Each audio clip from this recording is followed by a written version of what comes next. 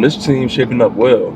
It's a lot of guys that's ready to play at that high level. A lot of guys that's going into the season with a chip on their shoulder from last year. So I just think that the sky's the limit for us. We can only take us as far as we want to take us. So, the goal is to, each and every week to dial in, get a week better. But this team is ultra focused, I feel like, on what's really at stake and what's really in front of us. And that's, making it to the big game and getting into that level what we're capable of, So, that's what the team goal is. And, we just showing it each and every day.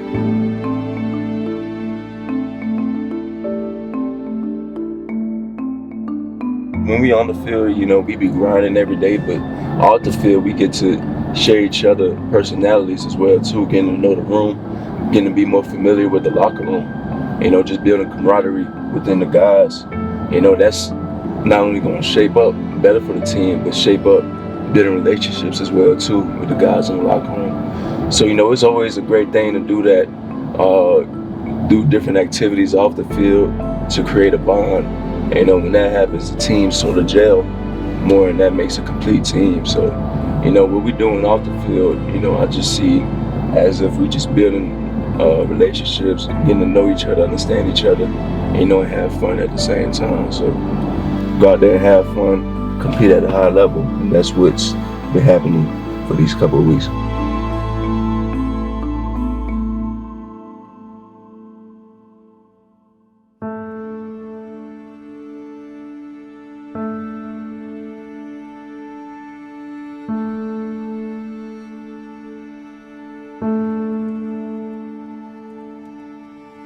I think the thing about the journey of doing something new, it's new opportunity. It's new opportunity to be able to start fresh. It's a new opportunity to be challenged differently. It's a new opportunity, but there's still the same mission. I think the same mission of doing the process. I think so many people, they get lost in the sense that they don't want to do the process anymore, or they've done it successfully, especially as good as you've been or decent as I've been. It's like it becomes one of those things you forget about the process. And I think what I love coming here and just seeing the guys and being around them is the guys are addicted to the process, and that makes it exciting for me. But at the end of the day, nothing else matters. All the talk, all the stuff outside, that's good. It's good and it's exciting. But the only thing is we got to determine that every day here. Yeah. And I think you set the tone on that on defense, just watching you. And I've always admired you, obviously, and that's what ball's all about. Yeah, no, it's the same.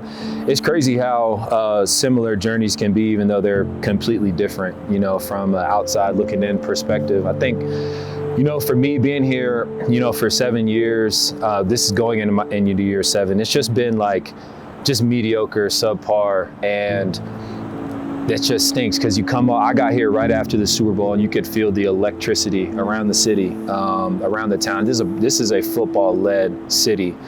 And ever since then, it's just been average. 9-7 my first year. Then since then, haven't hit 500, and haven't even sniffed the playoffs. And so, I think, like you said, all the excitement, all the energy is great, but we're the ones that control it. Yeah. And you got to attack it, and that's what I love.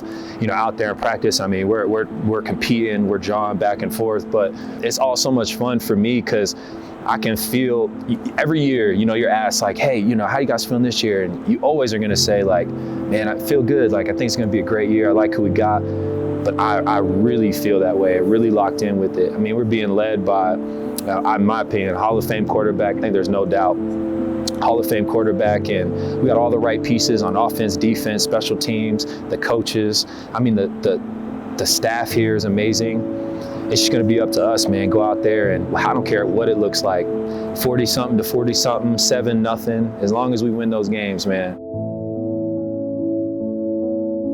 OTAs are critical because of the bonding part of it.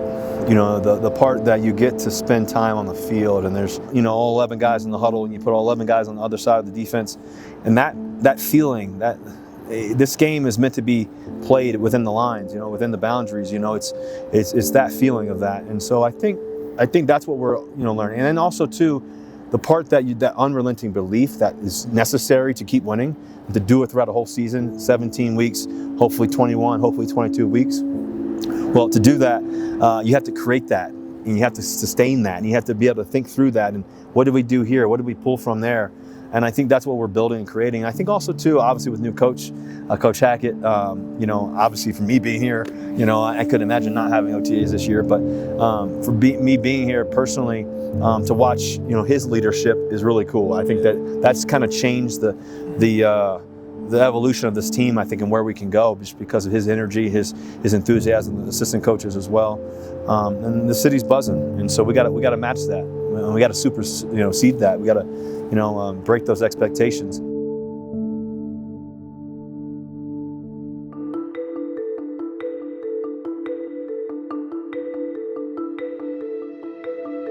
I think the most important thing about OTAs in the starting point is just learning the system. So, they come in here right away, they learn all the pass plays, all the run plays, all the formations, all the cadences, and then you throw in all the situations. You do so many different things, and then it's our first time to actually get out on the field and have the guys get into a huddle, to be able to break the huddle, communicate and talk, line up, motion shift, all the different things that we ask them to do, and then start to get that timing and that flow together. So it's a process that, it's really never ending, but when you're in the offseason, it allows you to do all that. First and foremost, we have a long ways to go. I mean, there's still so much time to practice and get better and grow as a group. For me, just being able to get to know the guys, seeing the guys work together, seeing the guys support each other has been awesome. And then seeing how they talk back and forth to get each other fired up is great. And I think those are the things that I've just really loved watching. And, obviously those basic things of understanding the system, understanding where to line up, understanding how to run a play and how to adjust it, those things are great to see. And I think now that they've kind of got those basics and that foundation, as we move into training camp, now we get the same installation over again, so it's all kind of like a review, and now they can really start playing football and really getting after it. Going to go, and if they flash back this way, that wind back, you don't want that crease to be too wide. So you kind of tighten down, and you get good run pass information on this, and you do a great job getting down there, but you can be a little tighter in your deal. I look back at when I was younger and thinking of all the teams and all the different things that we've done off the field. And the best teams that I've been on are the ones that are the closest in the locker room. And I think that has to happen. Like, if you get that, then you're always going to have a chance, because there's 17 games in a regular season. It's a long season. We're all together for a long time. And there's going to be good days and there's going to be bad days. And it's about us as a group working things out, getting better, fixing things, continually being able to get better and better so that we're rolling in December. And I think that's what we're always hunting for. But if we're not a close team, if the guys don't know each other, if they don't feel great about that guy next to them, then that's not good. So I think for me, it's about those guys bonding, them learning about the coaches learning about them. And when you get that tight-knit group, then you can get through anything. You can persevere through anything, and I think that's what we're trying to accomplish.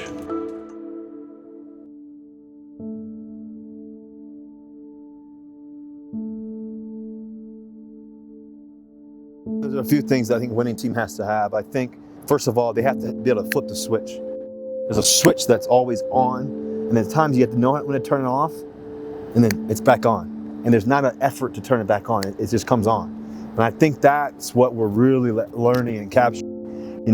I think the defense has always had that. I think offensively we're really learning that right now, and it's coming along. And so I think that switch has got to know when to turn that switch on, and really it should be on almost all the time. There's another part that I think that is you got to have, and I think that's, unrelenting belief.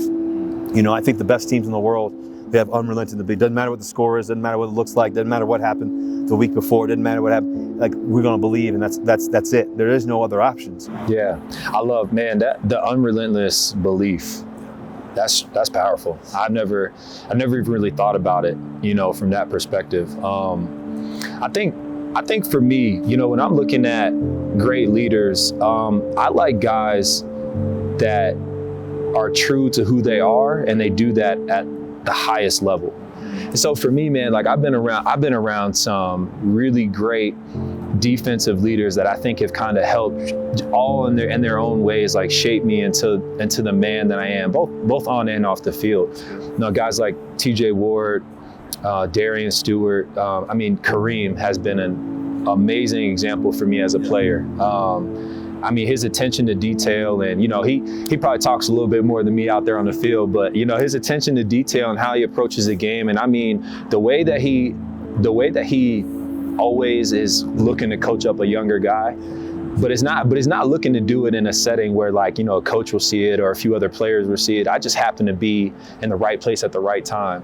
And I mean, same with you. I think guys also that can take accountability in the moment, right? Like, that's huge. You're in a team meeting and we're going over plays. You know, Coach Hackett has a play up there on the board, and hey, you know, like, we may need this ball out a little bit faster. And like, hey, you know, Vontae, that's on me. You know, in the middle of the meeting, like, you have some rookies in there that are like, oh, hey, Russ can mess up. You know, I need to get my stuff together. You know what I mean?